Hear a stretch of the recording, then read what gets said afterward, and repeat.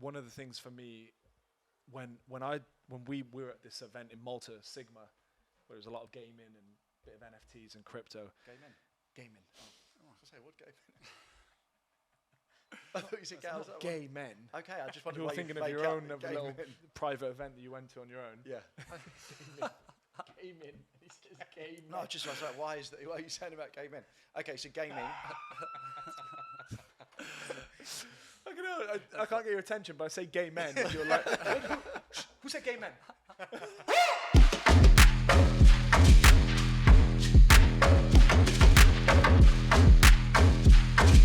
Welcome back to the Bald Man Podcast. Here we go again. Hello. Hello. You want to introduce your next guest? Of course. Would you rather Monte or Marco? I know you go by both. Monte's okay. Monte. How did you meet, guys? You were very interesting. I watched a video of yours, and I thought, wow, they are really interesting. Which one? Which video? The blonde bomber. Bomber with big boobs. Yeah. That's the only thing I remember. And she was like, Yeah. you don't want to mess with her. No. Ebony Bridges. Wow, She impressive. She took over. She's amazing. Yeah, she's very, very sort of siloed in her approach. She just puts her head down. Whatever she works on, she kind of achieves it. Strongest, one of the best female boxers. She won loads of bodybuilding competitions. She's pretty outstanding woman. Yeah. But did you meet for boxing, for your boxing talent, or for your movies? Trying to get Jay to fight her. Huh? Jay wants to fight her, doesn't he? We'll probably fight in another way, but just... You are not talking that much, I have to say. He doesn't. He was listening a lot. I was listening a lot, yeah. We met actually through films. As you know, my background's tech. That's how we found each other. And I thought I'd take a bit of a break from that and do something different. So I auditioned for a movie. Matt was taking the auditions. This was a few years ago. And we just, when you're in the same room together, I got a part in Matt's movie, The Duke, and basically... We kissed in the same We room. kissed. He did try to get me doing... Really? He did try to get me doing kissing scenes with a guy in the movie. Can you tell me how is the kissing scene in a movie? Because I never really understood how it works. It depends if you use tongues How or is not. it kissing me? I've got a video of him the other day trying to kiss me. Yeah. It's so weird. I was just moving on. No, kissing scenes, he's done way more than me. Right, So but what can do you do? explain. Do you stop the director, say, all right, now kiss, or... It's, you do say, you know what, we it's so structured and organized and planned. You don't really, you don't really think, oh, I'm kissing this person. It's like, It's part of an act, it's just, there's so many people watching. It's Plus, you've got to do like- it 6-7 times. It's You not know what I mean? sexy So and it's sensual like- the way you think about it. Right. It's like, and you do it over again, and you have to do it a different way or different this for angle. So it's like, And you have all the people around and say, no, stop, I don't like that way. Exactly. Everyone's kind of attentive. Like everyone's like sensitive to what's going on. Do you know what I mean? Because it's like not a most normal thing. Yeah. But in his he had to actually kiss his girlfriend in the scene, so that wasn't like that difficult. But yeah, no. So we all met through films. We all love films. Obviously, that's changed a little bit because then we found that Matt loves boxing, and we love boxing, but we're much newer to it than Matt is, and he's got it in his blood because of his dad was a professional boxer. So we just said, okay, let's start training a bit more. So in Malta we found a boxing gym, and we started going there, and it's just a great way to sort of challenge yourself, to push yourself a little bit. So we all realised we really enjoy it. Introduce Monte. Come on. But Okay. Wait. Let's do a But full-on- first, let's do a how full-on introduction. how good Jake Paul is? Jake Paul. Yeah, Ooh, as a Jay, boxer. How good is Jake Paul? What's mate? your opinion? I mean, obviously, he's... what, in terms of boxing? Yeah, or boxing, yeah. He's mastering the craft. I'll give him that. Really? Okay. Yeah, he's doing well. From a YouTuber to bringing himself into a boxing world that he was never familiar with, he's doing things in the right way. So we got to give him credit for that.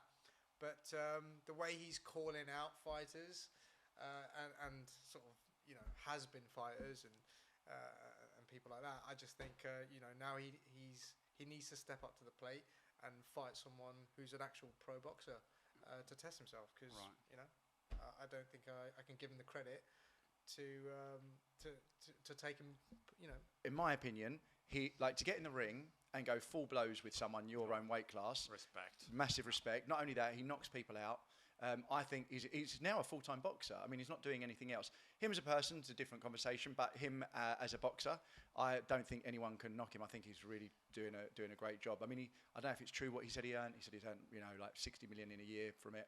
But as a boxer, to knock people out who are professional fighters, I think he's really good. You said you wanted to fight him. No, I didn't. You said Matt, you want to fight him. wants to fight Matt just pushes all of us to try and fight everybody. Matt actually's calling him. He would. out. He I wants to in a fight. ring, he would beat me or Jay. So, but would he beat you, Matt? He's in a different weight class to myself, and You know what? I was curious about that because it's very difficult if you are not inside a sport and you don't practice to evaluate properly the level of someone. I give you this example. The other day was Roger Federer playing table tennis. It was a clip. I don't know if you saw it. Okay. There was a Roger Federer playing table tennis in a smoking with Schwartzman. I don't know. And the comments were, "Oh my God, is Federer is so good also at table tennis." So I did a video analysis from I was number 5 in Italy. So I was a professional table tennis player when I was like 20. So I do an analysis saying, look, let's check how is Roger Federer in table tennis. And honest, imagine that you see Roger Federer boxing and you say, all right, jab is so-and-so. I just give a very honest opinion. And I say, look, of course, for an amateur, he's okay. Yeah. But he can play, all right? He's Federer, but he can play. And the comments were like, how dare you saying that Federer is not God in table tennis? And I say, guys, it's true. But there is this halo effect. Like, Conor McGregor go against Mayweather. And I believed, Conor can win against Mayweather. You forget that on the other side, there is maybe one of the best boxer of all time. He did it for 30 years, and the guy arrived from MMA. Great fighter, but it's a different sport. Completely different, yeah. So people And the levels between amateur and professional are so different. it's huge. YouTube boxing to pro boxing is still very different. And it's very interesting because you know probably more about this than anyone, Monty. Like you've got 3 million followers across all your social platforms. It seems to be, and I know I've mentioned it before, but it seems to be that this online way of sort of promoting yourself is only going to going one way. Yeah. As we were saying before about TikTok and all these other platforms, only seems to be going one way. And terrestrial, let's call it terrestrial vision, seems to be going the other way. So it does make sense that if there's enough money, then this online YouTube kind of boxing is going to take off and get bigger. I would make so much more money if I would say tomorrow to my Italian audience, look, I'm going to fight, against. Who are you calling out? And I pick a name, Who are you calling out? And then I start to storytell. Yeah. I say, look, I went to you guys and they start to coaching me, I'm really getting good. And maybe you do a clip saying, oh, Monty is I've never seen a talent like that. You build this storytelling and then everyone start to believe your fans. Will say, yeah, Monty. I mean, you remember the guy. That's what I keep saying to these two. Like, we keep doing this long enough, and we keep talking about boxing. We're gonna end up fighting some YouTubers in a year. You could be the new Italian stallion. Yeah, the new Italian stallion. And by the way, I've interviewed. Do you know Marvin Vettori, MMA fighter? He is the number 1 Italian MMA fighter. Okay, Adesanya, that category. And I mean the guy is a weapon. I mean, but I could challenge him, and people would still believe that maybe I have a chance. It's just a way. I mean, of the build up for that fight would be pretty good because Italians are like the best for arguing. Yeah, I think it's perfect. You're so passionate. You're so expressive. You know what? A few years ago, there was one guy challenging Magnus Carlsen, chess world champion, saying, I think I can beat Magnus Carlsen. I will study chess for 1 month, and I probably am able. And so the discussion was, is it really possible? And he was talking about, I will have AI training me in the night. And people believe. So, yeah, probably he has. The only thing that you believe that you have a chance against someone who is God in chess or in boxing is amazing. Anyway, power of social media. It is. It's delusions of grandeur as well. Because, I mean, some sports, I think like chess, if you can call it a sport, I think, it's not really about luck of the day. Golf, you can have a terrible day and you can have a really good day. But certain games that are with the mind, it's normally down to you and how well you play on that day. Yeah. With boxing, I think, it's fine to be able to hit pads and it's great to be strong. You know, we've just met the strongest man in the world, met the strongest women in the world. But then to punch, to move out the way, to move your head, to move all your body, your footwork, all at the same time is really difficult. You can't cheat it. You can't. Yeah. You can't. There's a skill in itself. Yeah. Yeah. So okay. So Monty. Oh yeah. What were you talking about? I'm talking about you, my friend. So it's very hard to introduce you in a specific way. So I know the way that we met, but you know, you've interviewed Jeff Bezos, Matthew McConaughey. I'm going to mess it up, but my favourite Italian clothes designer, is it Bruno? Brunello Cucinelli, yeah. Cucinelli, there you go, exactly, yeah. And you've got, you know, you've launched successful NFT projects. You've got a tech background. What's your thoughts on the NFT market? It's very interesting what you said the other day, like in terms of it seems to be dying a death as we know it. The 10,000 item collections, they seem to be kind of, none of them are selling out, right? Yeah. So where do you think NFTs are going from here? I think utility. Take your podcast. By the way, when you'll be bigger than Joe Rogan, you have to say thank you to Monty that said that before we were famous like Joe Rogan. Right? Promise? Promise, yeah. But Bigger than Joe Rogan, see? Yeah, You heard it I mean, first. it's not, you're not far, guys. I mean, no, I think that if you think about NFTs, not for the image, but for the utility, then everything makes sense. So if you take your podcast, you can release an NFT collection that gives access or gives some utility. So you can say, look, if you buy my NFT, you can come, you know, once a month we do a cocktail aperitivo. I don't know how you say Italian when you meet for drinks. Piss up. Yeah. I like his thing. Aperitivo. Aperitivo. Yeah. So once a month you can meet with us, you know, and that could be something that a fan of yours would say, oh, that would be great. Or one thing that I do for my NFT community is I'll do twice a year. I will record interviews with like super top people live in a theater, and you can come only if you have my NFT. So if you have my NFT, you have like a ticket, basically. You can access, and you can ask questions. We have meet and greet, get a drink. You can have a chat with the guest. You know, it's something that is amazing if you are a fan. Imagine that you have here, you know, Tyson Fury. It's more and I have your interactive. NFT, and I can come here in the audience saying, hey, Tyson, you know, maybe I get a sell. It's a great opportunity. It's a behind the scenes. And that's just one way. There's so many ways. There's so many things that can. You can add from You know. there. You can have, you know, like Branch off. merch. Yeah. You can have the priority access to the documentary about boxing that you do.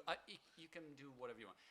The problem is that in this way you attract fans that are not interested only in making money. That's the big problem. And NFTs in the first wave was, all right, I want to make money. I buy this NFT. I buy the elephant or the ape or whatever the animal, and I make a lot of money. So all of this is going away, but then you get the real interesting project. So I think this period is great. You have all the rubbish projects Being filtered out. filter out, and then the good ones. Like I mean, I'm old enough. I'm 50 years old this year, so I'm officially old. And I remember You when don't look it. yeah, I mean, it's true. I remember I was doing startup in 2000, and the market crashed. And I remember I went to a company for a project, and I said, look, there is this thing called internet. We can do good things online. And they sent me away saying, are you joking? I mean, we just lost, I don't know, 300 million. We don't want to talk about it forever. Wow. So the market was wiped out. But from there, you know, Amazon, Google, everyone, the big players come from there. So here will happen exactly the same. And behind the scenes, if you see, I mean, Apple is introducing a possibility of getting an NFT on the Apple Store. You have, you know, Facebook, Instagram, they are adding NFT. So you can show your NFT, you'll have a NFT marketplace. Probably NFT, the word NFT will disappear because it smells bad now. If it's associated, like Facebook, they rebranded because Facebook was associated with Cambridge Analytica, you know, they are bad. So let's rebrand this thing. NFT will be the same, but I completely agree about the that. technology, I mean, is very interesting, I think. Yeah, I agree completely. Like, it's, you know, when I was at school, they would say, okay, you're going to buy a computer, you want it with BIOS or without BIOS? Right. Like, yeah. Now you don't say that.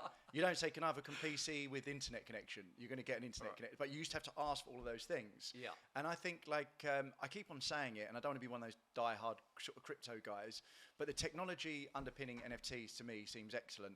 There is an argument to say, well, everything you've just mentioned you could do without NFTs, right? You could have another membership platform where everybody watches Monte and pays, I don't know, Patreon subscribership. They can get to see you in a physical environment anyway, right? By paying but I do feel like underlying that image, if you think about the basics of it, it is an image. You can have a blank image of nothing, but it is a image which is normally stored on IPFS, which is semi-decentralized anyway. You can obviously have fully decentralized images, but the limit of the file size is tiny. And then the technology underpinning that, the smart contract, is smart.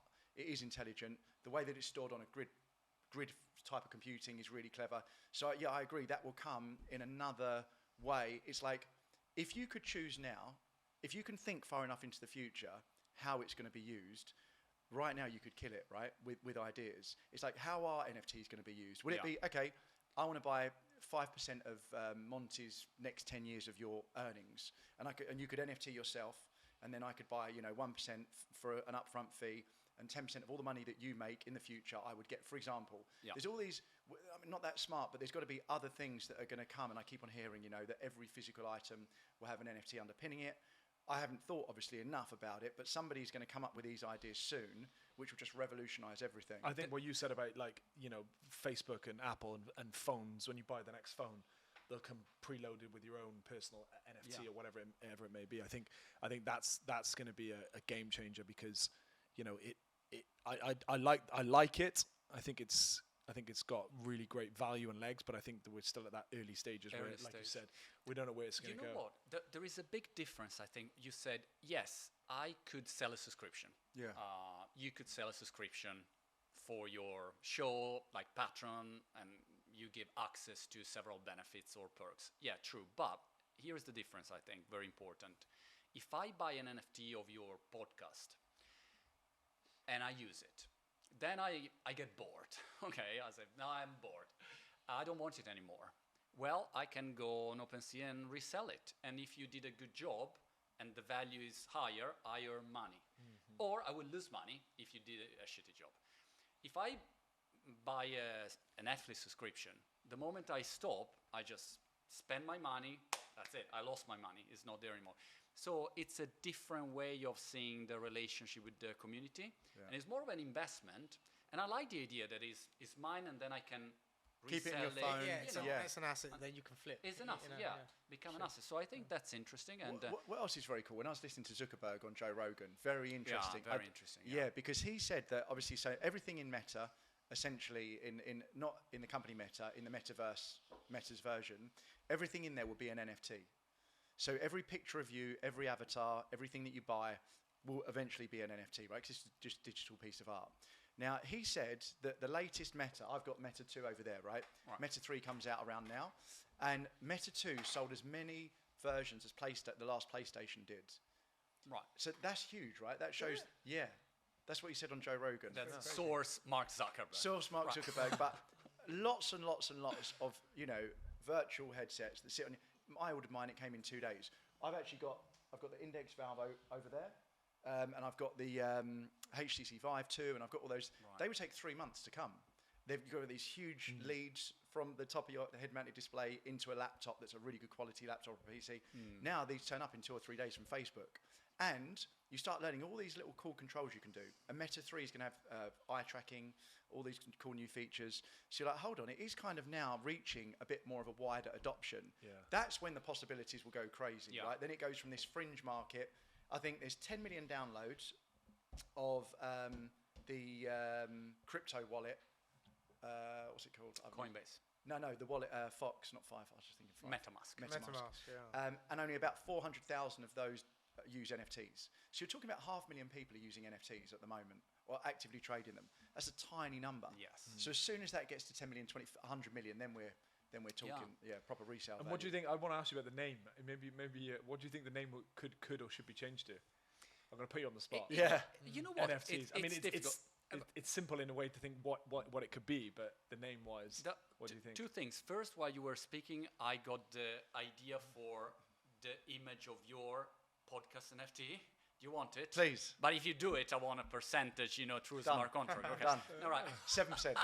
No, obviously it has to be like a boxing glove, so that you have all of different. All right, that was a stupid thing. But you know what? I remember Bill Gates writing a book many, many years ago, sort of talking about the internet, and he was not talking about internet. It was like information highway. That was the name. Are you coming on the digital highway or on the information highway? That was the name. And then the name disappeared completely because it was rubbish. And then we got internet like that. So I think NFT, also it's, how you say in English? Is it an acronym? It's like... It's an acronym, yeah. Acronym. Yeah. So people think NFT, NPC, PCP, what is that thing? It doesn't resonate. And yesterday, Tim Cook, the Apple CEO, said, we don't talk, for instance, about metaverse. You'll never hear, Apple saying metaverse. Why? Because they know that people don't know what metaverse is. What does it mean, metaverse, to a normal human being? So I think that there will be a huge effort to find the right, like a universal, simple term. To become synonymous with computing. And also it become invisible, because if you go back 20 years, we were using all of these, weblogs, RSS, are you track backing me? All these kind of terms to say very simple things, like are you sending Trojan a comment? horse in. And so at the moment we are still in this phase where also the crypto community likes to have their own jargon and they feel exclusive like that. Yeah. It will change and will become mainstream, and you will not even notice. You'll have NFT and you don't know that is an NFT. You just click a button, you get this, you resell, that's it. Yeah, you're right, because the word non-fungible token is almost a geeky kind of terminology that doesn't really make sense for what you again. I've referred it to like digital art in a weird way. Everyone said Netflix was crazy when they started, and the whole idea, if we thought about, and you can go back to MP3s and loads of things, but the whole idea of having, one access to a subscription with thousands and thousands of bits of content and information and films and TV shows. I mean, it would have sounded crazy 20 years ago when you just buy one disc with one film on it. So I think there's going to be, it's going to form into that Netflix digital art kind of world where it's going to be just like, simplified. That I remember. Do you remember Napster? Yeah.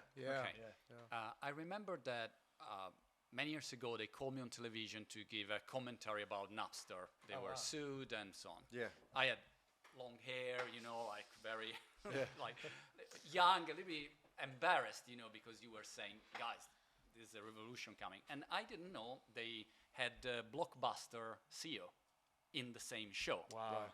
It was the Blockbuster CEO, Italian. I can see where this is the going. Italian country manager. And so I said, Napster, but it's a big revolution, blah, blah, blah.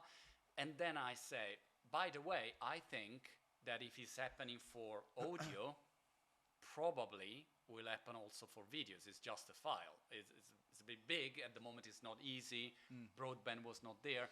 It will happen also for videos. And I still remember the reaction of this guy. He looked at me, said, first, you are like half of my age, go back to school, what are you talking about? We are Blockbuster, and he started to give me all the big numbers, and I say, sorry, I don't know, but maybe think about it, And it's incredible how you don't see it coming. Also the big players, some things you don't see coming, like Bitcoin. I've interviewed Michael Saylor, okay? Oh, wow. And he has bet everything on Bitcoin. Yeah.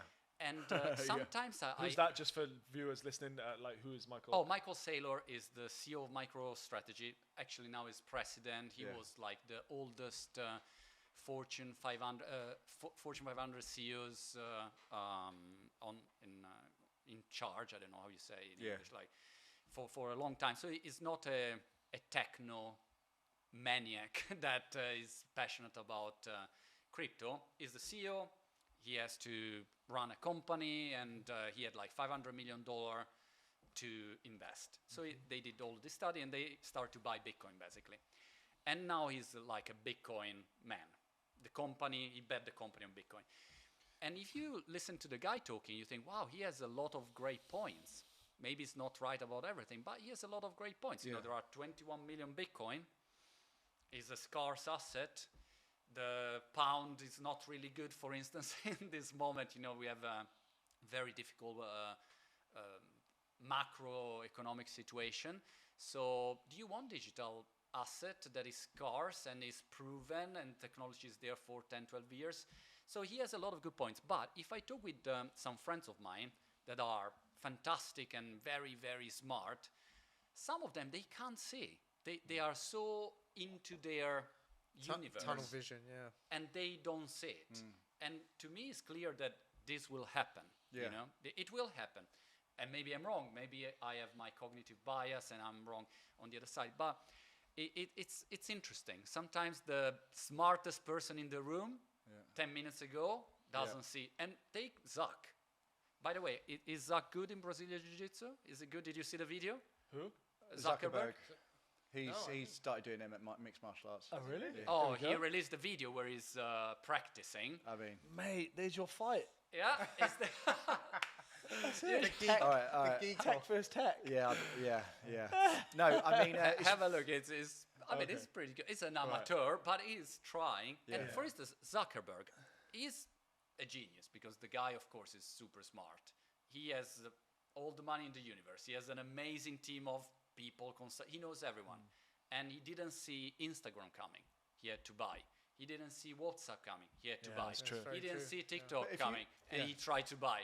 You see, and he didn't see Snap coming, and he had to clone the feature.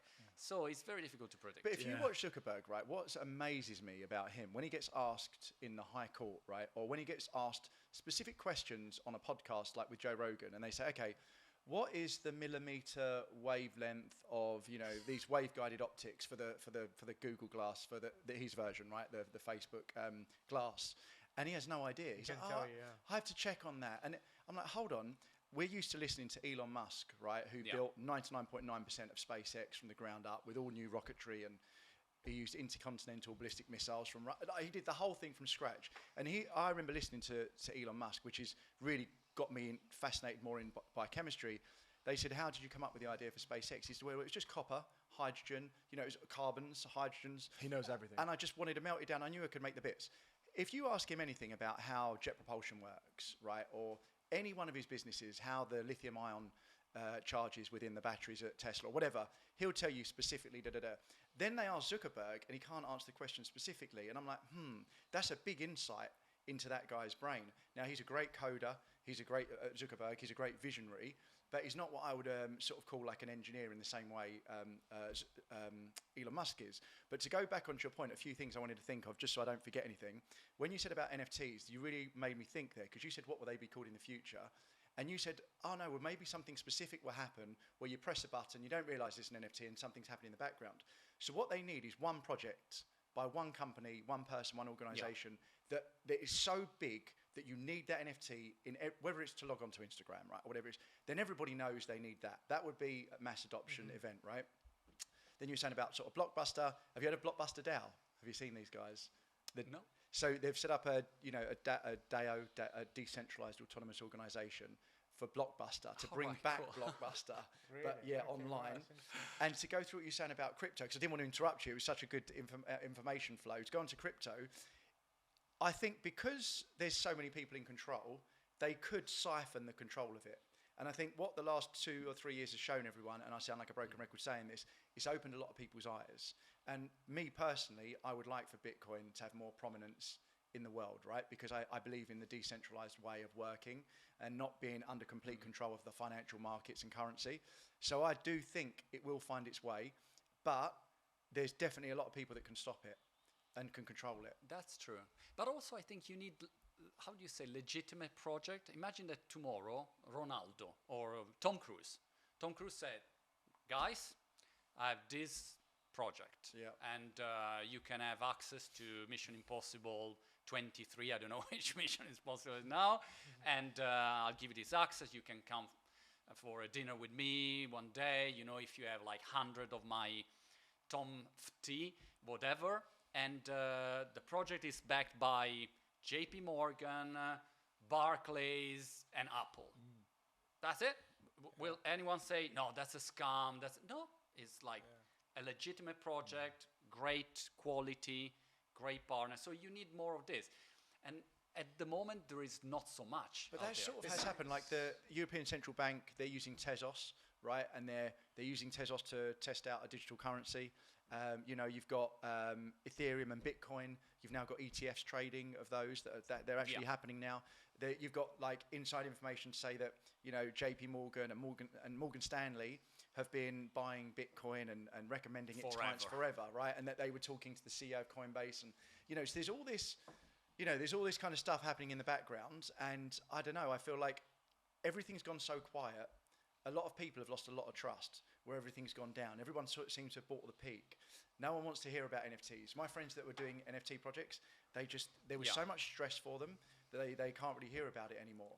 So it does seem at the moment. But I think it's just a little phase. I hope so. I think you know, I think it's a little phase. I think one of the things for me is a couple of points I want to pick up on so I don't forget. But I think one of the things for me when we were at this event in Malta, Sigma, where there was a lot of gaming and a bit of NFTs and crypto. Gaming. Oh, I was going to say, what gaming? I thought you said gay men. Okay, I just wondered you were thinking of your own little private event that you went to on your own. Yeah. Gay men. He says gay men. No, I was like, why are you saying about gay men? Okay, so gaming.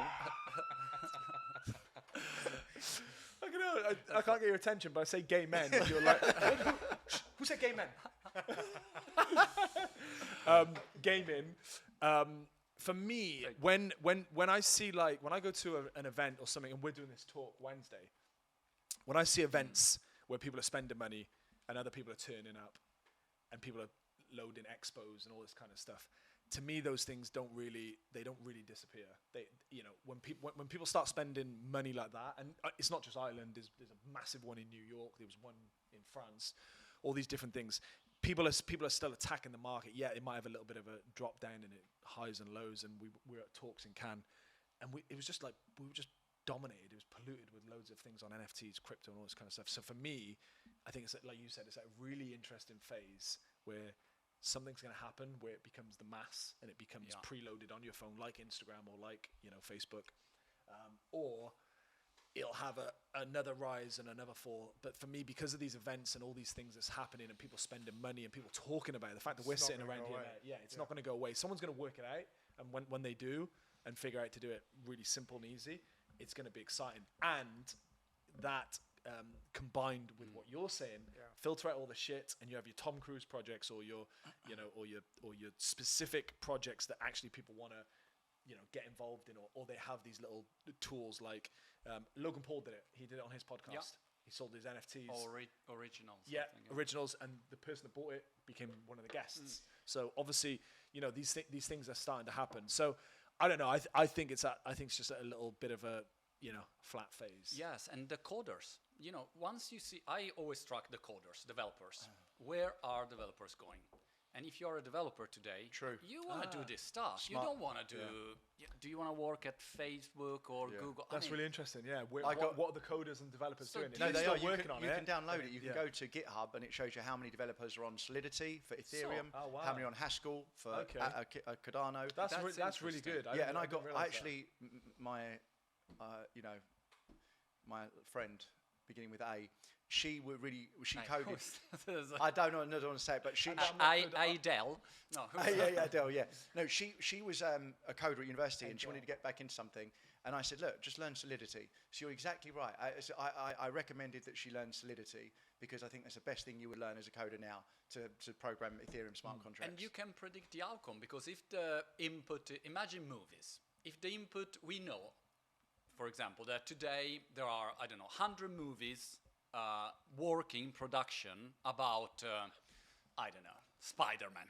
You know that 100 movies about Spider-Man will come out, or maybe 50 because maybe they are not finished. But you already know the outcome, and here is the same. Developers are doing Web3 stuff, and you'll get it. Yeah. So it's just a matter of time. Yeah. I am Okay. Again, I'm old enough that I saw these, problems. That's many a really times. good point. You say that. So that's when, it. when Marvel did the release schedule for the next films, Yeah. they announced like 20 films, so you know they're coming. Yeah, And that's for just sure. just to jump in on that. That's a really good. 100%. Yeah.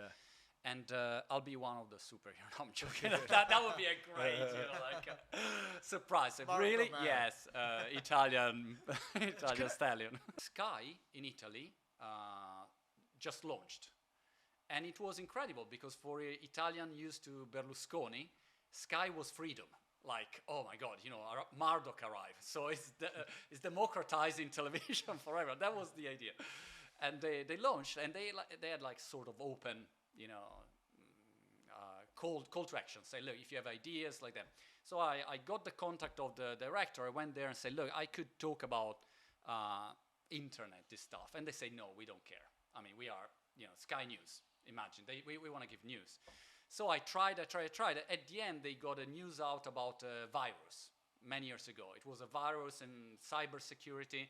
And I was just there talking with the guy and said, look, but you didn't give the news about this virus. And so they say, all right, you want to comment on that? Go, you have 20 seconds, go on television. You already been on television? I say, of course. I mean, I never been on television, so I had no idea, cameras like that. Anyway, I went and everything started there. It somehow clicked. Okay. So I got a television show in Sky for 7 years where, I was like talking about, I don't know, YouTube when it started. Guys, there is a new platform, YouTube. And people say, what? You what? Yeah, YouTube. You have videos on the internet. People say, yeah, but we already have television. Yeah. Why should we? Well, because, people can upload their videos. This kind of weird situation. Videos of you. Videos of you, it was weird. It's very hard to get at the time, yeah. But that was good because Sky gave me the possibility, Jeff Bezos came to Italy and they say, all right, who is the go-to guy for tech? Okay, Monte. So do you want to interview Jeff Bezos? I say, of course. But to give you an idea, it was very difficult to get more than 10 minutes to, not from Jeff Bezos' time, on television. Because they say, but we don't care, it's Amazon, it's e-commerce. So why should we give you more time to spend with this dude? So that was the level of... And from there, I've started to build my, television, radio, a lot of events. And then I moved to UK 10 years ago. My wife she's British. And I thought, well, I could do the same in UK. So I remember I did a casting for BBC, like a company that select for BBC shows. And I forgot that I can't speak English. So my English is shit. So I remember I was talking with this girl, and she looked at me like, are you totally out of your mind? You can't even speak English. How could you do a tech show on BBC? But in my head, I said, look, I did it for 7 years. I can do a tech show.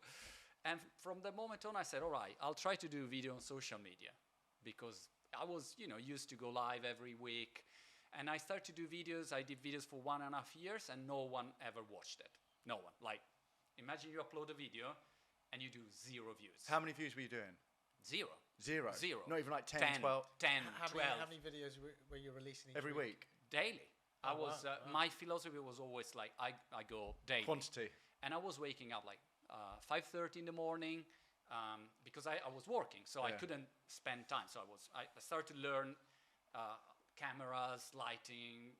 I was used to be on television, production, 6 cameras. You arrive there, you are the prima donna, this kind of thing. And then when you're alone, you say, well, but I have no idea how to use a camera, or this bloody lens and lighting. I was always gray, so I was putting more and more light. And I was darker and darker. I didn't understand why. It took me forever last year I figured out after 9 years. Anyway, so I started to do videos for 1.5 years. No one ever watched it. And I remember one day, I went to the kitchen, was my wife there, and said, look, I quit. I can't do it anymore. No one watched it. Probably people was watching me because I was on Sky. Without Sky, I'm not good. That's it. That's it. And I remember that she said, all right, good. I was uploading on YouTube and 0. So she said, look, but did you see this news about Facebook? They are launching videos, a video platform to compete against YouTube. And I say, look, I mean, I'm the tech expert, so I mean, please. And she left, an article printed on the table, and I say, I don't need you. Of course I knew. And she went out, and I immediately went to check, to see what is this. I didn't know about it. And so I tried to upload a video on Facebook, and boom, immediately, know. Because Facebook in that moment, like we were talking before with the community TikTok, already yeah, there. they wanted to give you reach, Yeah. to say, look, come with us, don't go on YouTube. And from there, it started to grow like crazy. And then from there, I went, TikTok, YouTube, and so on. And the more visible you become, the more offers you have. So Matthew McConaughey, for instance, I got an email saying, Matthew McConaughey is out in Italy with his book. We would love you to have an interview with him if it's possible, if your schedule is possible. And I say, yes, I think I can. Let me check the diary. I probably will not have much time, but I can. And that's great because you have a lot of, offers. And then you have to decide to say no most of the time, because otherwise you do not associate yourself with the right project. And now it's good. You can leverage your platform to launch startups like I do, or do books, or meeting great people. So it's great. The great thing, and you capitalize on it. Do you? Yeah. Okay. Because once you have a platform, basically, you can do a lot of things. You can launch startups. So I launched, for instance, a startup that's called 4Books. It's an app that does business book abstracts. So imagine you don't have time to read. Bam, you get an abstract, audio and text of the most important business books. And if you want to read the book, well, then you'll buy the full book. So it's very good, effective, productive. And I launched that app it's very easy. I just say, look, guys, I got an idea. Yeah. Interested? Boom. A lot of validation from the market immediately. And then I've built the company, and then, you go with investors and all of this stuff. And it seems it's going to be harder and harder to launch a business without, I remember when you launch a business without a website. And then it got to the point, I think it was, I don't want to guess the year, but around 2000, you wouldn't launch a company without a website. And now it's like, okay, I'm going to launch, maybe I'll have Instagram with my business and launch some nice pictures of products. You don't need the website. And then but then now it's like, okay, actually, there's a certain demographic on Twitter, maybe slightly older, and actually I can get some, like the blonde bomber, Ebony Bridges, was saying, actually, Twitter's very good for some of the stuff she does. And now you've got, okay, if you want the younger generation, you get TikTok. So if you have visibility on all the platforms, it does seem like it's going to be one of the easiest ways to monetize yourself in the future. Well, that's what I was going to say, and I hope you don't mind me saying, but what's really interesting about your story is, you're not 23. Oh, no. Like you said, you're 50. I'm an old YouTuber, adult YouTuber. Please, no, don't use the word old. 60 is the new 40. You're not old, but it's really interesting that you're breaking it and you're smashing it, but you're not you're not 19, you're not 23. You've come at it from an interesting angle where you've kind of you've been involved in the media world. You've also sounded like you've learned a bit of the tech side and know what works and what doesn't, tapped into your audience, and then benefiting from each platform. So I think that's a really interesting point. If you have a huge visibility now, think about Mr. Beast. Did you read the news about Mr. Beast that said, I got an offer for 1 billion? Yeah. That's clearly a joke. Unless you have 10, 20 billion, don't even come to bother me. Wow, and I didn't know that. And you think, wow, is he arrogant? No, if you do the math, he has the numbers. Yeah. So, what's he got, 100 million subs? Tons, like, but then I think he was really good in launching, the shops, and now he has this new company now that I think is amazing. Basically, he wants to translate himself in a lot of different languages. That's what I saw the podcast on that. That's really interesting. He broke it down. He said like that the more views he gets now are not people speaking English. It's all the other languages. And so he can offer the same translation service to, 1,000 different channels, and you get revenues from there. We really got to look at that, because he basically makes more money now from people that are understanding him in Spanish. Because he said, the English population is X amount. Look at all these other people who speak, Indian, Spanish, Italian, French, all these other people. So all those markets are just closed off because, you've got subtitles and stuff, but they're going to watch more of his content if it's in that language. And I think he's made a really good point on that. That's a really and you can apply also this, maybe for people watching this podcast. You don't have to be Mr. Beast. Miss Excel on TikTok, she's teaching TikTok, and she has millions in revenues by teaching Excel. Yeah. So she teaches Excel on Yeah. TikTok, which Yeah. is, if you think, impossible. Yeah. Excel is so boring, but she's really good and Yeah. entertaining. And then she sell you a course, several courses about Excel, and she monetized that way. So it's very interesting how you can really launch different stuff and crazy jobs that you did. The other day, do you see this guy that in New York?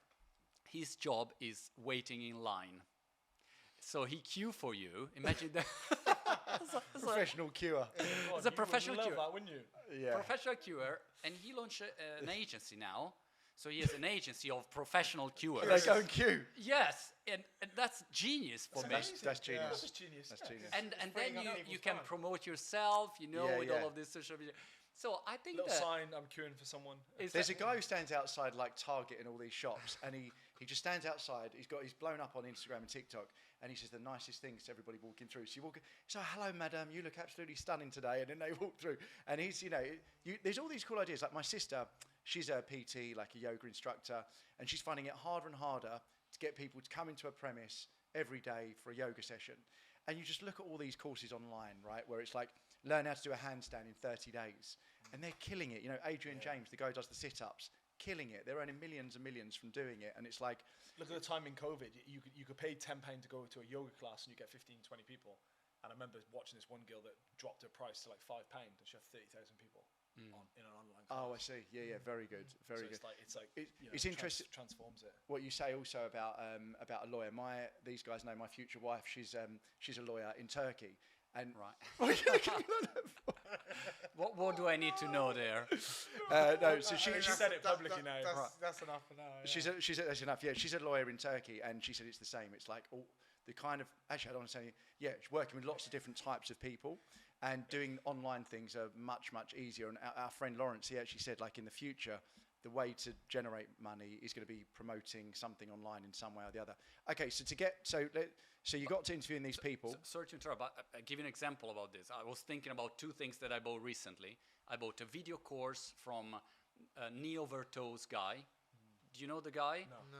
He basically is specialized in knees and give you these exercises where you walk backward. So I went to and I started to walk backward in front of my house with my neighbor looking at me. Unfortunately, I'm totally anonymous in UK. So unless you are Italian, you don't know me, which is great because my neighbor think, who is this idiot, that is walking backward, touching his knees. So neo-virtuose. Or the other one, I watch. Do you know Bas Rutten, MMA Yes, legend? yeah. I mentioned him in the last You did, podcast. yeah. He fights with his palm. Palm He's in unbelievable. Pancrase. It was the old specialty. He was so hard. So Bas Rutten recently launched an object. I have it here probably. O2 Trainer is called, and it's for breathing. So I was interested in improving my breathing, and this. The thing that goes in your mouth. You put in your mouth and you breathe with the Diaphragm. diaphragm. So you get a better and correct breathing. Right. And that's incredible. I saw him in an interview and I thought, wow, I like this, and I bought the product. So it's the main issue, I think, you need to have a good reputation. So if someone respect and trust you, the moment you say, look, Buy this, get this. buy this because I tried these gloves for boxing and they are fantastic. And if I respect you, I will go for it, Yeah. But it's like Sky with working with you. They found an opportunity with you. You're then using that platform to create in a more interactive environment. Yes. For sure. Yeah. Also because television, have you ever worked in television, like the television environment? A couple of times. It's It's a bit clunky. It's a bit like square. Square is great. I will use this English word. Square, exactly. Is I don't know. And also the relationship that you have with your followers is very. Yeah, I got people recognizing me when I was doing television, but like, oh, you're the guy from the television. Like, I respect you because you're on television, but we are very, very far from each other. It's like I go on the red carpet and you go to, I don't know, The cinema. Lidl, I don't know, or Aldi or Greg. What was the name of this? Anyway, the social media is completely different. I mean, if Personal. I go to Personal, yeah. Italy and people, hey man, what's up? You know, like we are brothers. Yeah. It's or people driving the car and I'm walking and I just hear Monte. You know, like it's a very different relationship, and it's great. The other thing to consider is that you have the way you use a phone is this distance, okay? So 24 hours a day, less than 1 meter distance is a phone. That's the official statistic. And you use it at this distance in every situation. When you are in the toilet, after you have sex, you know, like any kind of situation. It's a very private and intimate tool, this one. And that's why there is a recent research that basically try to understand if you lie in a different way when you use a laptop or a phone.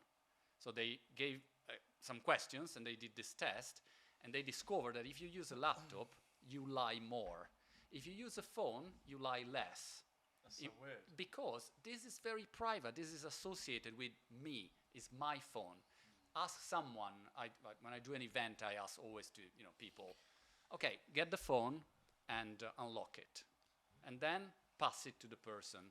I like this at your right. psychological approach. And you see the reaction. I mean, you have married people. Once a married guy, he ran off. Like, he couldn't even handle the idea of giving his phone to his wife. They say that, don't they? If you were to unlock your phone, apparently if you give it to your husband or wife, 70% of the time there's going to be something they don't like. Gosh, yeah. So it's incredible. So it's a very private object, but it's a great opportunity.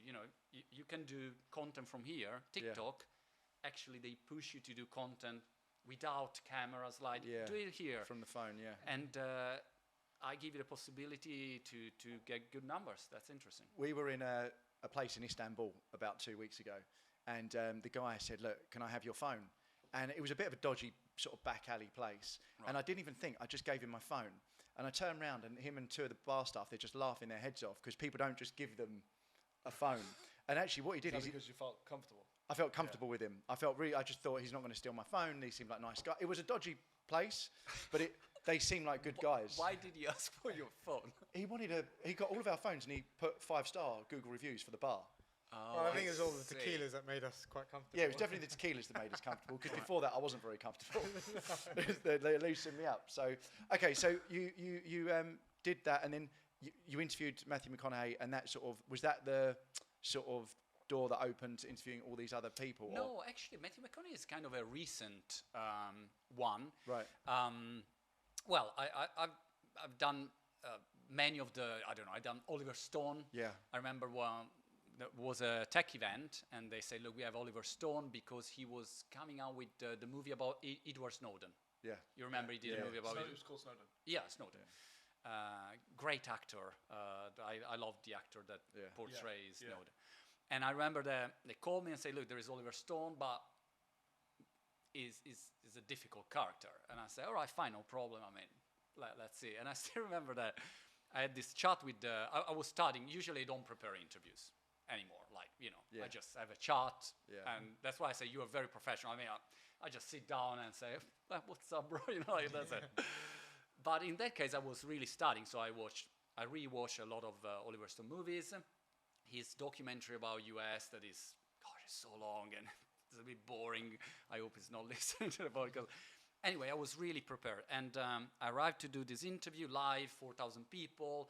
We have this chat. It's very, a bit closed. And then I think, to opening up a bit, I'll show a piece of his movie.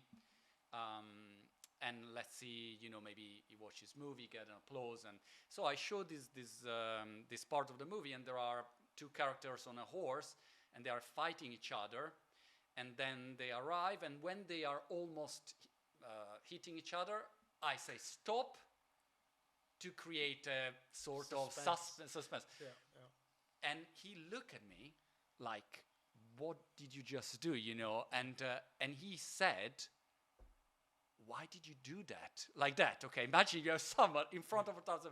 So I immediately say, a big round of applause for Oliver Stone. So everyone clapping while he's very cross with me. Yeah. and then I try to explain, a bit.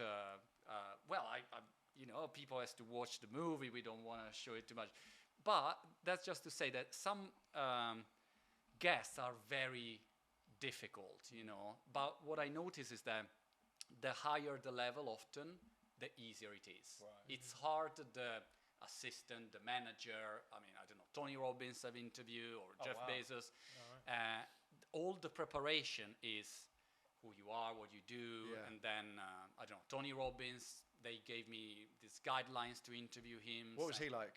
Fantastic. Yeah. I think he doesn't get the credit he deserves. I really like him. I think he does now. Like, maybe now is a bit different. Before was like the motivational speaker. Yeah, everybody was against that. Everybody was against self-help. Everybody went really against self-help books for a while. I think it was after The Secret came out, and everyone was like, "Oh." I think he's very, very smart. He's incredibly smart. Yeah, he's that incredibly Netflix documentary, I think it's called "I'm Not Your Guru." Yeah. I remember watching that, and that did change the tide for me, because I was like, "Wow, he's not just out there sort of like Fisher. If you want to be successful," he's a really funny video. Yeah, because there's so many people online saying, "If you want to be successful," or the Indian guru that you say, I've seen it. do nothing, do fucking nothing. Sadhguru, is that? Is that No, Sadhguru? not Sadhguru. It's a parody. It's the Indian Oh, guru. okay. They always say, do nothing. Do nothing, yeah. Eat whatever you We're- want. Sleep all day. Yeah. Why not? you, Jay. And but when he did that documentary, that, and he sort of yeah. he seems to like almost. And I know psychic, I don't think is a real thing. That guy's said he'll give £1 million to anybody who said they'll be psychic, and he's laughing. No, this guy's given £1 million reward to anyone who can sit in front of him and prove that they're psychic, and no one's done it, right? So yeah. so- Randy. That's it. Yeah. So, but with Tony Robbins, he has this amazing way of reading people and understanding their psychology, something I'm not very good at, very, very accurately. And I watched that documentary. I was like, wow, he's just solved all these people's problems in what seemed like minutes. And now I think he's got... I think he is one of those people who can really... He has such a huge experience, and when he sit down, you realize that in 3 seconds he already got you. You know? Yeah. And from your verbal, non-verbal, whatever. And he has sort of internalized all of these patterns. Like, if you listen to Daniel Negreanu, the poker player, he has this pattern to recognize. I play poker against you. Yeah. Are you He's bluffing? Are your you? moves, Yeah, the he really. 3 more moves that you've got ahead of you. Yeah, you know, and I think Tony Robbins also is the same. What's been your most favourite interview, or the best person you've interviewed? Would it be Tony Robbins, or? Immediately come up in my mind all the worst interviews that I had in my life, so many. And I would say most of the time you are a bit disappointed, especially by celebrities. Yeah. I think about singers that maybe are so famous, and you think, wow, they're great. You sang their song, or actors, actress, and then you speak with them and you think, oh God, or they are a bit arrogant. They come to life when they're an act. Yeah. So But when something comes natural, like, for example, talking to Ebony was really kind of amazing, right? But she's worked hard. Right. When it's a singer and they just have that natural talent, it's almost like they become complacent with their intellect in a way. Yeah. Like, I've had better conversations just sitting next to a random person in a random country at a wedding that's not famous, and just going deep into some crazy conversation. You can have an amazing conversation. But I think if there's a natural ability for singing or something, sometimes it can be hard to have a good conversation. But I would say Jeff Bezos and Matthew McConaughey, I was really surprised. Yeah. Jeff Bezos, because I arrived there and he looks like, maybe now it's different, but in that period he was very humble. Like, if you didn't know Jeff Bezos, you thought probably he works as just an average guy. as a waiter, like you didn't really, he was not pretending. And the second interesting thing was that I was really prepared for that interview, because I thought, Jeff Bezos, e-commerce also was my kind of sector, so I was really nailing it. I knew so much stuff. And we started to talk, and I was still in a journalist mindset, where I don't know why journalists want to attack you. Got you. Oh, you didn't know that. You said something, but the truth behind the scenes. So I was still in that mood, and so I was trying to go with some questions that I thought he will never be able to answer that.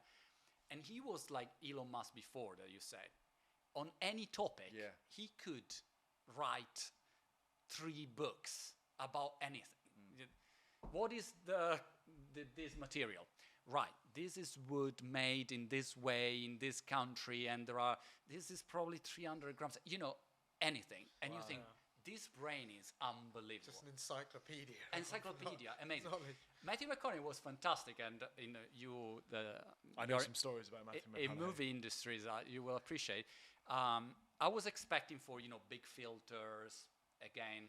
Instead, they gave me a date, like a schedule, and I was doing remotely, so I just connect on my Zoom and wait for Matthew McConaughey. And I was expecting, usually what happens is that the assistant is coming, they do the check, then someone else is coming, then maybe someone calls you and say, look, these topics, no, we cannot talk, this is blacklist, all the usual.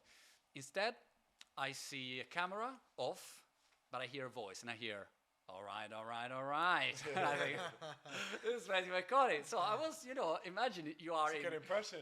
you are in Brighton in your pyjama, basically. I was there, and you have Matthew McConaughey coming, and then he appeared. And the first thing that was fantastic, immediately say, oh, Monty, thank you so much, because one pre-information, before the interview, I did a video in Italian about his book. I read the book. The book is fantastic. Really, in my opinion, fantastic book. Green Light, fantastic book. And I say to my community, guys, buy this book. It's really fantastic. And the book went #1 in the Amazon bestseller list in Italy. Nice. And that was after he did all the press tour in Italy. So he did the press tour.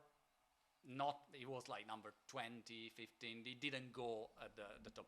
I did the video, and it was clearly my effect, and I did several times, with books. I have a community interest in books.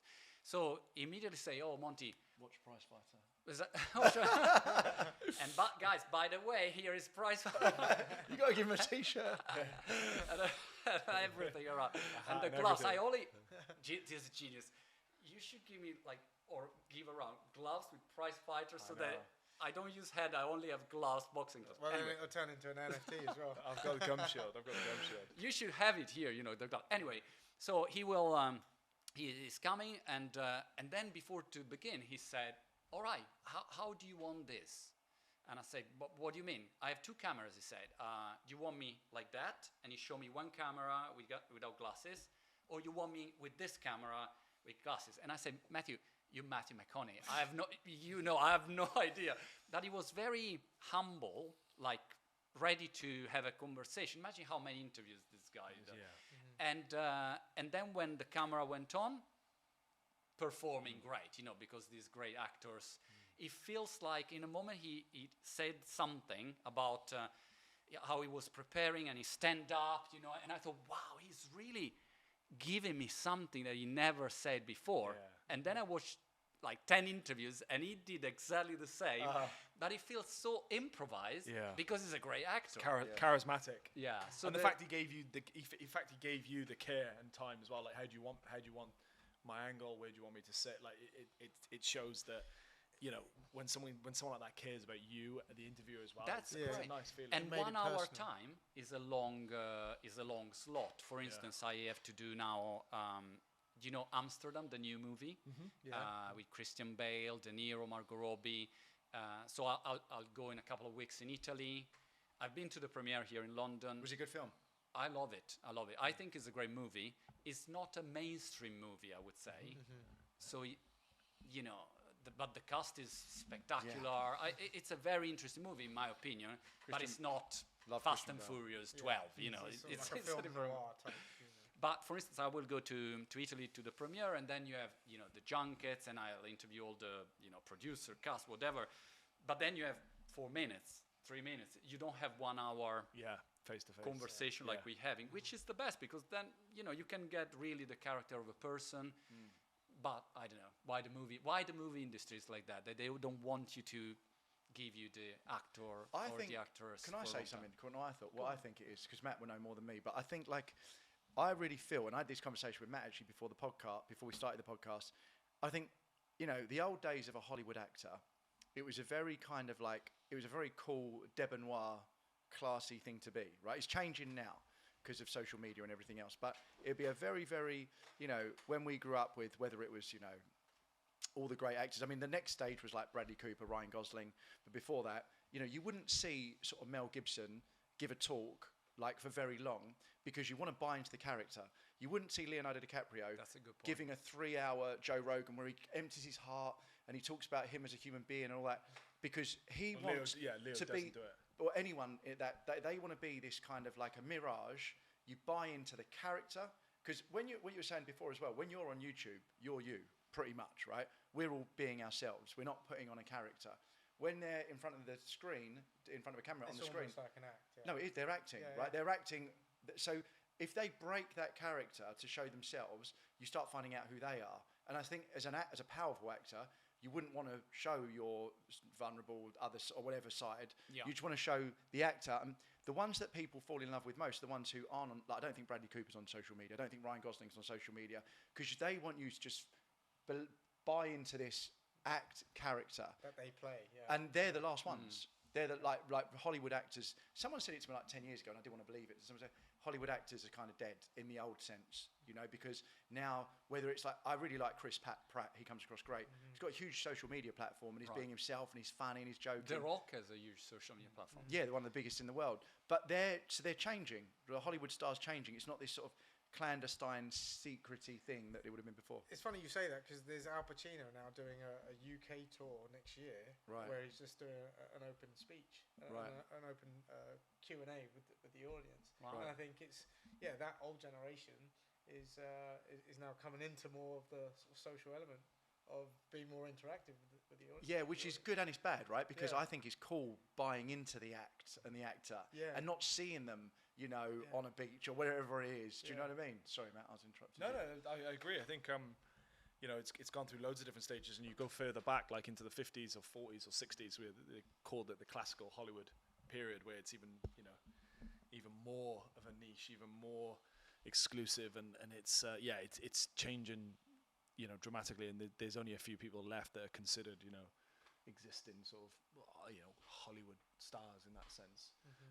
So yeah, I agree. It's the result, if you think, is that if Mr. Beast come to the Odeon where there was the premiere in London, the main square, they have to probably shut down the square. You know, there Did you see when he launched his burger? Yeah, like so. He launched his first burger. 10,000 people. 20,000 people in the shopping mall, and they couldn't feed everybody. Really? Yeah.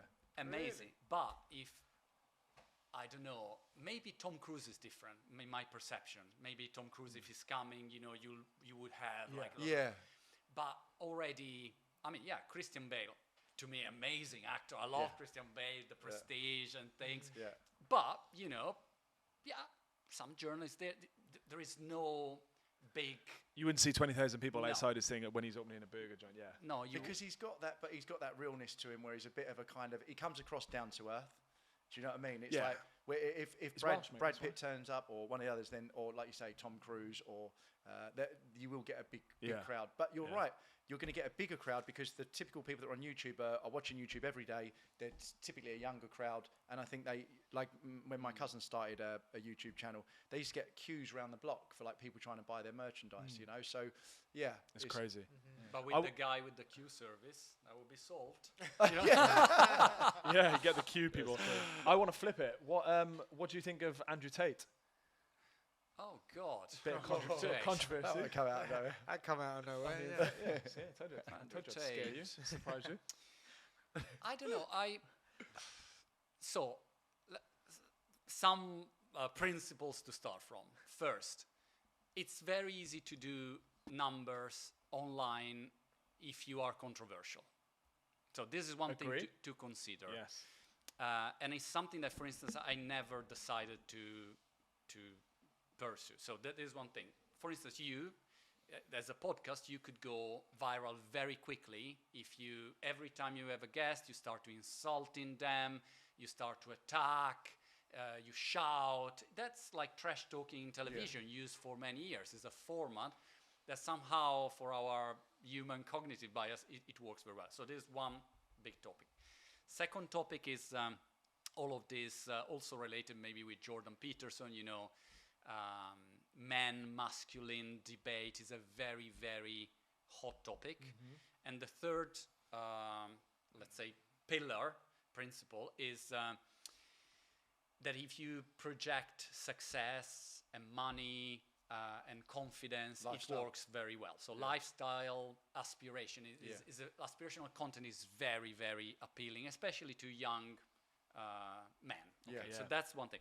So that's really, I really agree. That's That's a really, great really breakdown, three great points. So, Yeah. this is his persona there, and maybe it's not like that in real life, but that's what his positioning was that. And then he was very good speaker, very convincing, great salesman. You know, he's one person that if you listen, he will sell you anything. Okay, so he's very. He almost spoke a little bit like, I don't want to say this, but maybe he almost spoke a little bit like Russell Brand. Very quick. Yeah.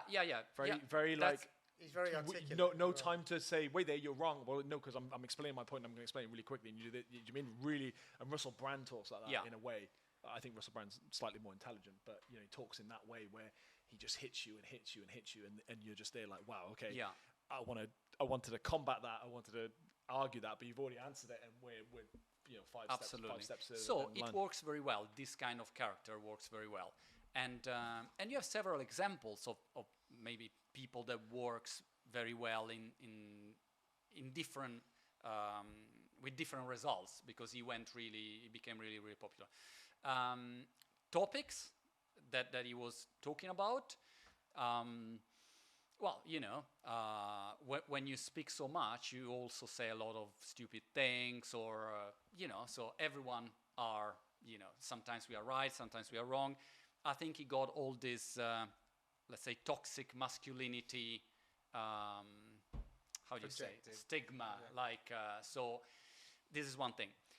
But on the other side, after a certain level of popularity, what was absolutely invisible before get picked by media, and based on where you are in the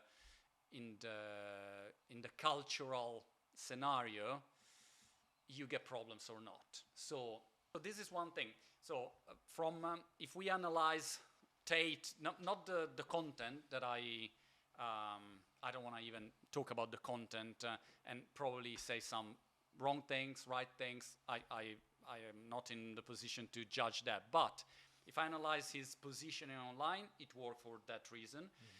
And then the banning problem, it's a big issue, because, for instance, I've been banned on YouTube twice. Oh, wow. Okay, and I talk about business.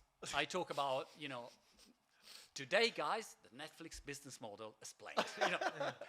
Why could I be banned? I mean, anyway, I got my YouTube channel back. They say, sorry, it was a mistake. Okay. The problem is that you are not in control. No. So this is the Tate. That's what's happened to him. You can be against him about the content, but the real problem, and the reason why we want Web3, everyone let's say in the tech sector want Web3, is that you don't want to be in the hands of 5 companies in the war. They decide. Are you in or you out? It's weird, because the thing with Tate is a lot of people hate his content and disagree with it, and but also there's a lot of people that have come out and said, okay, we didn't like it. We didn't like it, but he shouldn't have got banned. That freedom of speech has been taken away, and it's probably made people a bit like, oh, okay, well, I don't know what we can post also, or what we can because say. If you leave Putin on Twitter, maybe you have to think about that. Who is? But there are different companies. I mean, Twitter allows hardcore porn, right? So I don't know if you've scrolled down on Twitter recently, but there's full-on porn videos on there that are allowed, right? Who are you following to? So you've got to be following. I've never seen on Twitter. No, it does. Right. It does. Twitter allows porn, right? So, but obviously they're different companies. I didn't know that. I haven't seen it. It was just a No, so there was a sorry. No, but what's really interesting, I agree about like the whole banning thing. And my cousin said, look, Tate just won't survive now, because once the big guys have decided that to go away, it's just impossible. You can't get any views. My thoughts up until recently. I don't agree with that. Well, my thoughts up until recently were, look, you can buy an AWS server, you can call it, Monte.com or Monte.eth or whatever. You can host your own videos very easily in an embedded website, and then you could just send everybody to your website, and no one's going to take you down. Which he's done now anyway. He's But- got another platform. Yeah, but what you're not going to get is 2.6. We just did a reel, right, of it hitting the punch bag, and it got 2.6 million views. Every time you pull down, in every minute, there's about 50 likes. So Right. 130,000 likes. 5 seconds, 3 seconds, everyone's liking it. Everyone's liking it and followed it. But the thing is that obviously the Instagram algorithm has picked that up. You're not going to get that level of virality, right, by hosting your own thing on AWS. So what is happening? And sorry, AWS can ban you too. So Yeah. basically, what Yeah. they do, I've your seen. domain, your everything. Yeah, and Everything's AWS, to you them. know, they just lost to Microsoft, the Ministry of Defense, 500 million a year. One of the biggest contracts, because Amazon's like the biggest cloud now. One of the biggest military defense contracts was with Amazon, and it's now gone to Microsoft Azure. But the point is, right, that Tate said, right, I'm going to go to Rumble. I'm going to get 1 million subscribers. Last time I looked, he had about 500,000 subscribers, right, which is a lot for Rumble. But for someone that had, hundreds of millions Sure. of people's attention, it's small. But what I've seen a lot of people doing now, including just Russell Brand last week, he said, right, everybody, I just had a video banned on YouTube. Please follow me on Rumble. And everybody's moving to Rumble and Substack. So I guess the question is, will they take off? And the second question is, if they do take off, will the same thing happen? Now, I know that these people have met the owner of Rumble, and they've all said, and he's given them personally his word that he won't ban anything they say because he believes in free speech. But obviously what we're talking about, Web3, be completely decentralized, autonomous, anybody can upload anything. Well, but that data can't live in a decentralized place. Right. It has to be on server somewhere. But the thing was with Tate, like even now with Andrew Tate, like you go on YouTube, his videos are coming back up. Sure. So people are reposting them. I don't know. if it's him. TikTok is full. Yeah, Yeah, TikTok, but it- you know, it he didn't still even come back have up. he didn't even have a TikTok account. No. That's crazy. Yeah, so thing. I think Didn't even have it. you But he's got a talk about presence getting banned. I mean, everyone's very aware of what like people like Logan Paul have done, where he went to that place in Suicide, Japan, yeah. that suicide place.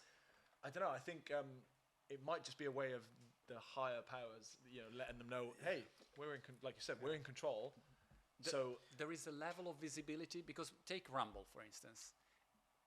It's when you're not really visible and relevant, it doesn't matter what you do, what you say. It really doesn't matter. yeah. As soon as you're relevant, Rumble get knock from NSA, FBI, whatever are GCHQ.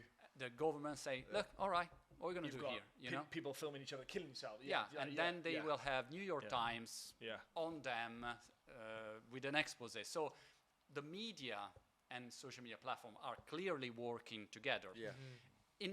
Also in the good way. Let's say it's not only bad, because think about the quantity of shit that is out there. I mean, I see it for 10 years now. The level of abuse you have. I mean, again, I'm an old man talking about business. You're not, but Why yeah. should you insult me every day for years? Or I have frauds. I mean, NFT, I don't even start. I mean, I got frauds of any kind, people cloning Yeah. my face. I Yeah. have scams. Yeah. Legal team always on it. Right. It's a disaster. That's crazy. That's the horrible So side, yeah. imagine when you're visible, really visible, like, I don't know, Logan Paul or anyone, the level of the shit that you get is insane. So you also need to, without moderation, social media will be But a disaster. You also have to Yeah. turn a blind eye to it, right? Because I remember I did a video in 2016. I was like, right, I love science. I did my first science video, and it got like 2 million views in 2 weeks. It's still up, right? And it was in 2016. But all the comments at the bottom were really nasty. Like, I just think Tate had sort of really figured out social media, and he would not necessarily believe some of the stuff he said, but he would say it in such a controversial way that would get everybody else talking, and then that was what was spiraling into I think you nailed it. Your 3 points were spot on. yeah. The reward of social media platform, unfortunately, are just wrong. If you think about it, you're not rewarded for a conversation like this. You're rewarded if you are very controversial. So you start saying, Biden, we are coming for you, We will wait for you behind, outside the White House, Yeah, and careful. But the craziest you go, the better it Yeah. is for social media platform. You Yeah. get more engagement, attention. People say, no, you're crazy. Other ones say, yeah, go for it. So if you reward that, the result, the outcome is that you have a lot of people trying to be as much as controversial possible, doing the craziest shit. I walked with a Nutella pair of shoes for 300 kilometers trying to find, like, that's the kind of video that is rewarded. If you do, if you talk about a book well, it's very difficult unless you are very, very entertaining. Like Russell Brand, for instance, is a great speaker. He can talk about this glass and you think, wow, that's really interesting. But he's a comedian. He is one of... So after 10 years on social media, for me, Don't Look Up. Did you see Don't Look Up? Yeah. For me, it's a documentary, that one. Yeah. It's not even a movie. Yeah. That's exactly what will happen, I think. So there is no chance for human beings to survive with this environment, because even if you say something true, it's incredible how people react, and the level of pure ignorance, because maybe people didn't study. But it's incredible how it's not an healthy environment at the moment. So my opinion is that it's great for people like you, or I try to do my little thing. I try to, we tried maybe to share some ideas, and then you decide. You watch this video, you decide what you think is good or not. I try to give you, the best sources, and then you decide. But in general, the kind of content that works, which will have a huge impact, on new generations. I have 4 kids, and if they open TikTok, what's there? TikTok, Shorts, Reels are all the same. Also, because now you don't even understand. Do you understand when you are on Instagram or TikTok are the same? Yeah. The attention span is just like 2 seconds. 2 seconds, like It's that. reels and videos, it's just all. And all everything, I don't know what you think about that. Everything is on the same level. So the Queen die, 1 video, and then a random guy doing a skateboard, burping in the pub, random, and then Jordan Peterson, and then this microphone is cool. Everything is on the same. There is no sense of urgency, priority. So for you, it's all the same, And what you are being taught is, look, you want to do this job, you want to do content, you want to get viral because that's really cool, You want to be a YouTuber. Well, you have to do that content. So how this thing can work, I don't know. But maybe Web3, new platforms, different rewards. Still is so difficult to put everything together, but we'll find out. It's very interesting when you watch a big YouTuber like PewDiePie or KSI, and you've never seen them before, right? And you log on, you go onto their channel, and you watch their video, and you're like, how can anyone watch this? Yeah. Like, that's my first impression. First reaction. But people because they've done so much consistent content, you're like, oh, okay. Like, people are just watching it because they're just like screaming into the camera from their bedroom, and so it's going to evolve, right? It's going to evolve, but it's a very interesting point. And I guess we're a bit older than that TikTok generation, Matt and JR, and I think it's good that we try and get away from that a little bit Granddad ourselves. over here. I know. I always laugh at James and said, you got a passport from World War II. Right. Mate, this is not funny. Well, I had driving license, was still paper driving license, was a pink my mum had Italian that as driving well. license, and I had to convert it in a British license, so I have a brand new one. Okay. So I feel so young now. Well, I'm glad. I was going to ask you what you learned from guests. I'm being quite selfish here because I've learned just about what you were telling about Italy, because we drove all around it. I've been quite a few times, but we drove around Italy. We drove from Malta to the UK, and we stopped in all these Tropea and Right. Sicily, and we spent a few days in all these places and loved it. Rome, lakes. Yeah. Oh, this is a crazy thing. Is the age of consent in Italy 14? No. Age of consent is 18. Why did we think it was 14 when we were in Rome? So in case, I'm thinking 40, mate. talk with your lawyers about it. No, I'm sure it was 14, and I'm like, that's crazy young. Okay, I'm wrong. Am I wrong with that? You told me that. You must be. Have you slept with the 14-year-old in Italy? No, it is young. It is younger. It is. It's not. I was trying to get views. No, now. hang on. I will stick up for it. Right, It is okay. younger. I'll tell you it is. Maybe you're right. I don't know. Maybe it's. But why would you make? I Why mean, would you think of that? Because I'm thinking, like, I was going to ask. I'm in UK for 10 years, so probably I'm. Yeah, I was going to ask you, what have you learned from your guests? Has there been any real It's 14. Wow. 14 for what? age of consent? Oh, come on. No, it is.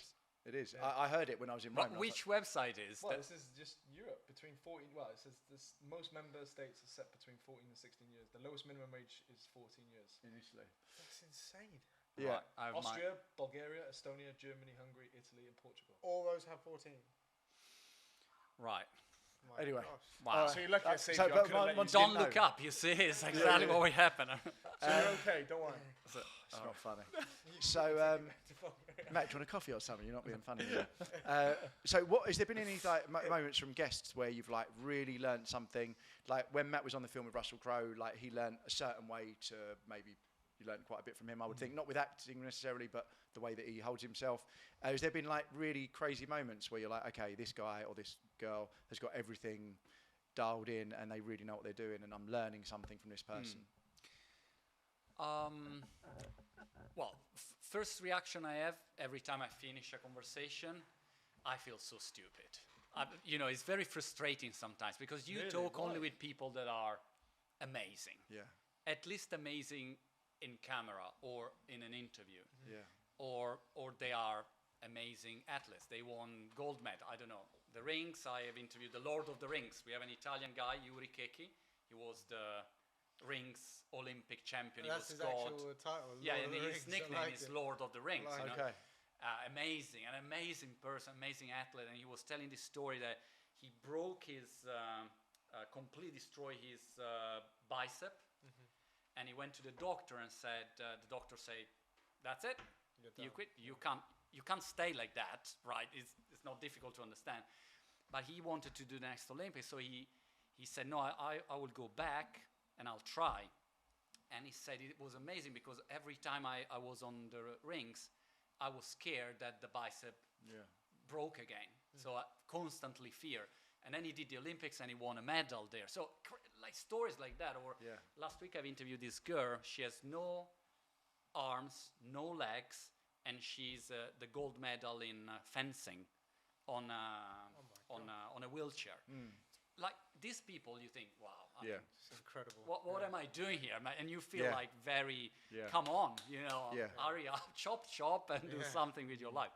So this is one thing. On the other side, I would say that most of the time you talk with amazing people, very successful, and when they are not on camera, they are very human. They think they have doubts, they have problems, they are out of shape. All the Just- problems that you have Yeah. Just normal. are there. Even if you are a billionaire or whatever, you're still in the same. Still human. You're still human. So, yeah. How did you go from lawyer? I know it's going back to conversation, but how did you go from being a lawyer into the tech? Because I've been working in this computerized design company at the beginning as like marketing stuff. Then I started to do website. It was like front page, this I remember Front Page. Dreamweaver. Macromedia Dreamweaver. Yeah, Dreamweaver. So I was doing websites, and so I started to do that. Then I've been a webmaster for an insurance broker. I was doing like this very horrible. I was horrible coder, and so I started from there. And then I started to say, look, I'm very bad in coding, but if I hire someone who can code, I can, do some projects. And so I start from there. Yeah. It's the same as what you were saying earlier. You mentioned about Mark Zuckerberg about he doesn't know the real engineering side of the work, and people said that about Steve Jobs. Yeah. But that doesn't to me that doesn't diminish their Skill set. ability or intelligence, because a lot of people say if you know what you're doing but you employ the person to do it, that's you're still part of that skill. Yeah. People argue and say there's that famous comedian Bill Burr, and he's like He's amazing. Yeah, he is amazing. And he's like, yeah, I don't like that Steve Jobs guy. Yeah. Why not? He's like, I don't know, man. There's something fishy about him. He's like, what's up? He's like, well, did he actually do it? Did he actually sit there and weld the iPhone and put the tech together? I don't think he did. And he's like, I don't like him. He's like, Elon Musk. He sits there. He lives outside Tesla and all this kind of stuff. Yeah. I understand it, but It's to me delegation. that still doesn't take away. To build something really, really crazy, you can't do it on your own. You have to be you need thousands of in a people different around you league. and all this kind of stuff. Different league. No, I think you need to know. I think as an engineer, as a techie person, I would know. Like if I'm building something, I'd know exactly how the optics work and everything else.